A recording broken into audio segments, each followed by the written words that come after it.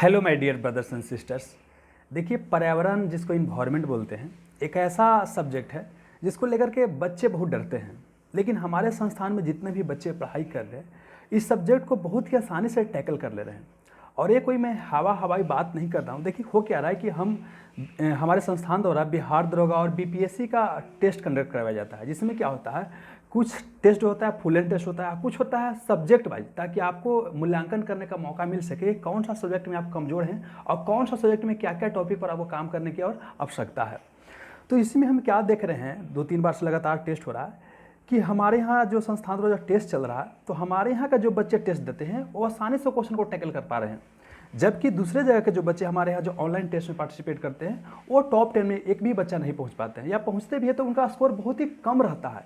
मतलब अगर देखा जाए तो मान लेते हैं कि हमारे यहाँ का बच्चा का परफॉर्मेंस अगर 200 नंबर का टेस्ट लेते हैं तो 160 के आसपास आ रहा है, तो दूसरे जगह के बच्चा का बहुत कम रहता है, मतलब 140 के 140 से भी कम रहता है। और इसको मैं आपको एक एग्जांपल के जरिए समझाने का प्रयास करता हूँ। देखिए, पिछले बार जो बिहार दरोगा का टेस्ट हुआ, उसमें देखिए हमारे यहाँ के बच्चे का परफॉर्मेंस और दूसरे के बच्चे का परफॉर्मेंस किस तरह से है, और साथ ही मैं बताऊँगा कि आखिर मैं ऐसा क्या कर रहा हूँ जिसके कारण हमारे बच्चे अच्छे परफॉर्म कर रहे हैं, जबकि दूसरे जगह के बच्चे अच्छे परफॉर्म नहीं कर रहे हैं। जबकि हमारे यहाँ एक और समस्या क्या है कि देखिए, हमारे यहाँ जो भी बच्चे पढ़ते हैं मैक्सिमम देहाती होते हैं, मतलब गाँव के होते हैं, जिनको इंग्लिश बिल्कुल नहीं आता है। जबकि इन्वायरमेंट हो गया, इकोनॉमिक्स ऐसा सब्जेक्ट है कि जहाँ पर कि आपको अंग्रेजी टर्म आना बहुत ज़्यादा आवश्यक है, और अंग्रेजी आप जानते हैं तो आपके लिए बहुत ही आसान हो जाता है। लेकिन अंग्रेजी ना जानने के बावजूद भी इतना अच्छा परफॉर्मेंस रह रहा है, तो कहीं ना कहीं मैं जो तरीका अपना रहा हूँ वो बिल्कुल उनके लिए सही साबित हो रहा है। तो इसी के ऊपर यहाँ पर मैं चर्चा करूँगा। पहले देख लेते हैं क्या क्या स्कोर में क्या क्या टेस्ट में बच्चों का मार्क्स आ रहे हैं। तो यहाँ पर देखिए, बिहार दरोगा का जो टेस्ट हुआ था, उसका टेस्ट नंबर 6 जो कि इन्वायरमेंट एंड बायोडाइवर्सिटी का है, उसका मैंने यहाँ पर मार्कशीट निकाला है सभी बच्चों का। देखिए यहाँ पर आप जो देख सकते हैं, 1 से लेकर 10 तक आपको देखना है, ठीक है। 1 से 10 तक का फिलहाल देखिए, इतना ही से आपको मोटा मोटी आइडिया लग जाएगा। इसमें जो रेड कलर का जो लगाया हुआ है, इसमें क्या है कि हमारे यहाँ का क्लास का बच्चे नहीं है, बाकी जितना भी आपको दिखाई दे रहा है सब क्लास के बच्चे हैं। साथ ही क्या है कि सामने ऑफलाइन टेस्ट देते हैं तो सामने रहते हैं। कई बार तो ऐसा लग सकता है कि सर आप ही का क्लास का है तो आप पहले ही क्वेश्चन दे देते होंगे तो बना लेता होगा। तो दोस्तों क्या है कि देखिए, सामने रहता है तो जाहिर सी बात है कि उनको ऐसा करने का मौका मिलेगा भी नहीं। बाहर तो अगर हैं तो हो सकता है कि थोड़ा सा इधर उधर ऑनलाइन में मतलब चोरी वगैरह भी कर सकते हैं, लेकिन यहाँ पर कोई संभावना नहीं रहता। तो देखिए क्या है, यहाँ पर आप नंबर 1 देखिए, अमरजीत कुमार नंबर 1। यहाँ देखिए क्या है कि इनका 167 200 नंबर का टेस्ट हुआ था, जिसमें 167 आया है। निर्भय कुमार देखिए 159 है, कोमल कुमारी 159 है, चंदन कुमार 154 है, ठीक है ना। राकेश कुमार 149 है। और उसके बाद देखिए सनीज कुमार जो 6ठा नंबर पे एक बच्चा जिनका 149 है।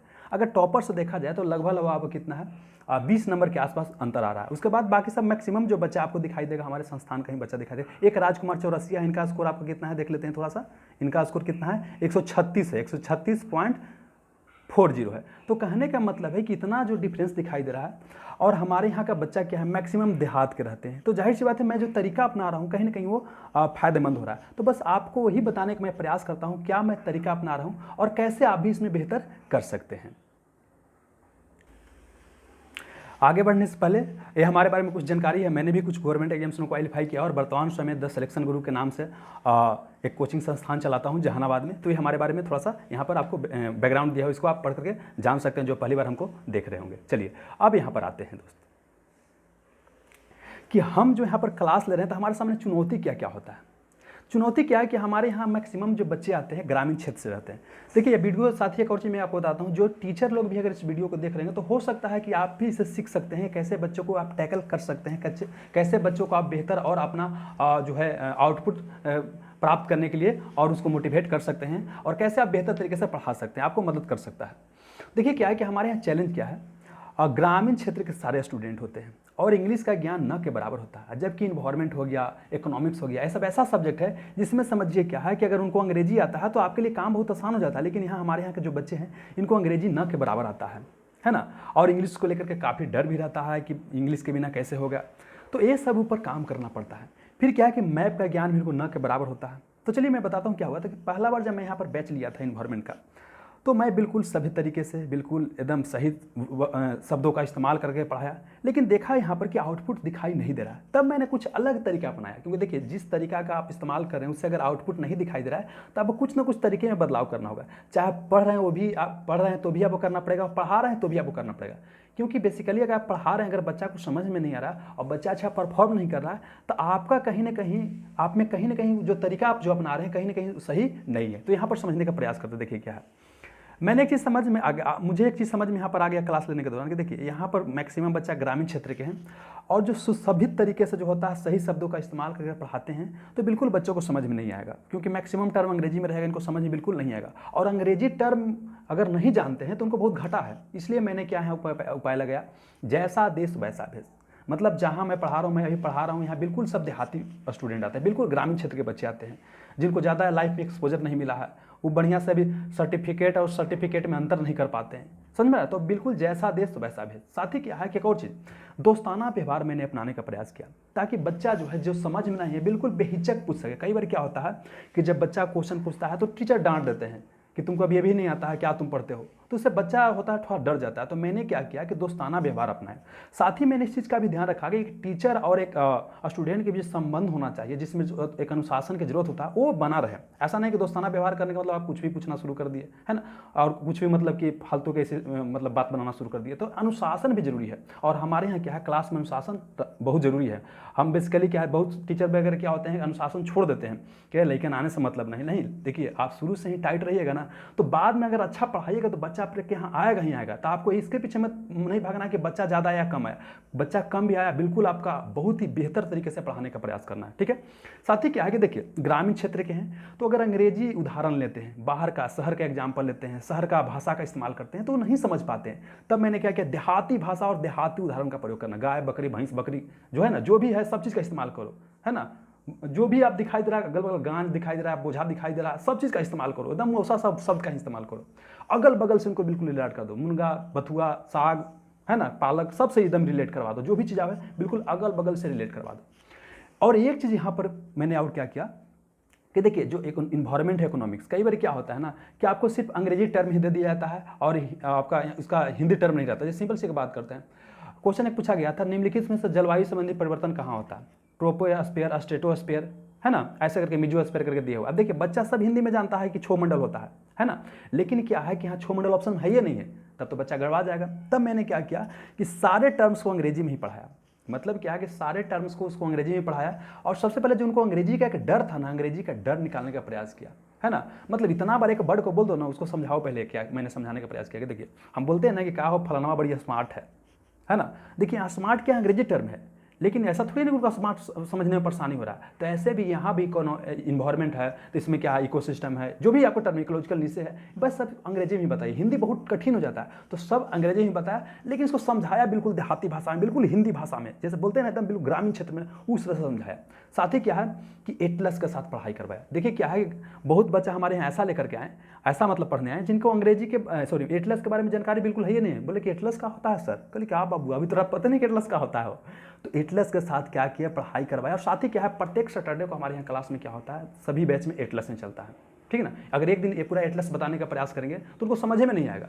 अब कोई भी चीज़ पढ़ा रहे हैं, रिलेट नहीं कर पा रहे हैं, लोकेशन नहीं देख पा रहे हैं तो दिक्कत हो रहा है। ऐसे याद कर रट के याद कर रहे हैं कि पश्चिमी घाट पूर्वी घाट कहाँ होता है, तो ऐसे काम चलने वाला नहीं है।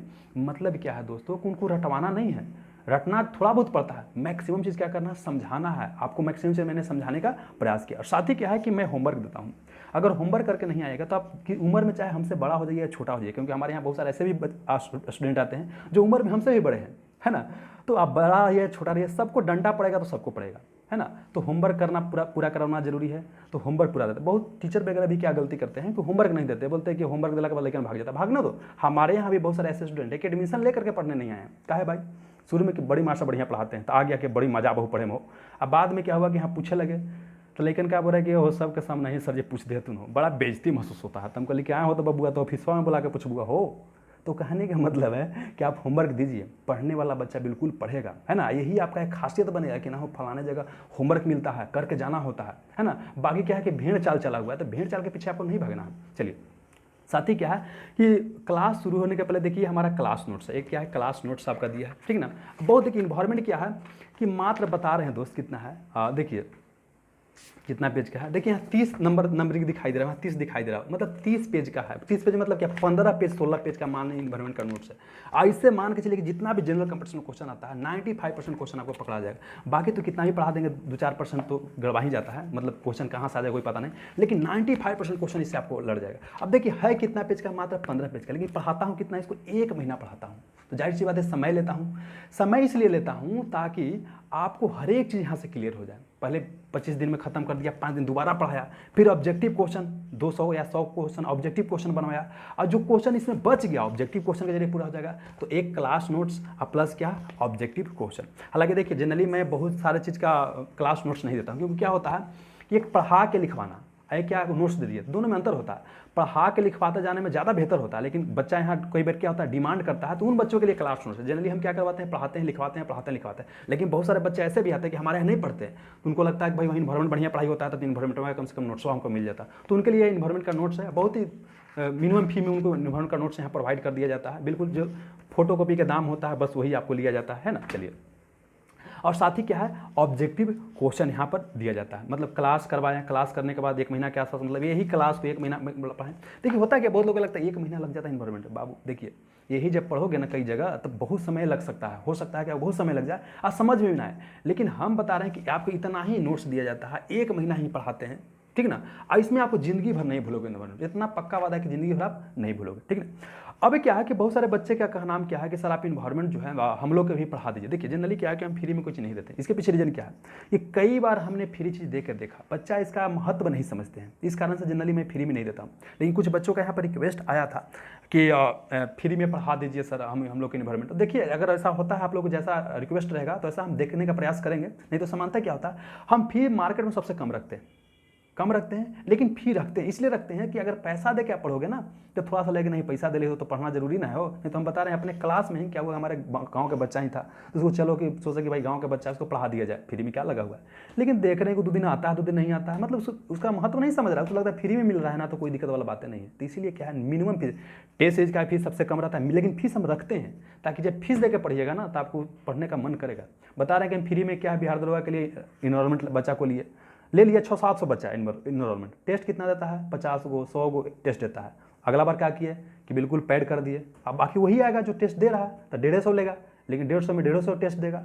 तो इस तरह से है, तो ये इस तरह का तरीका अपनाएं।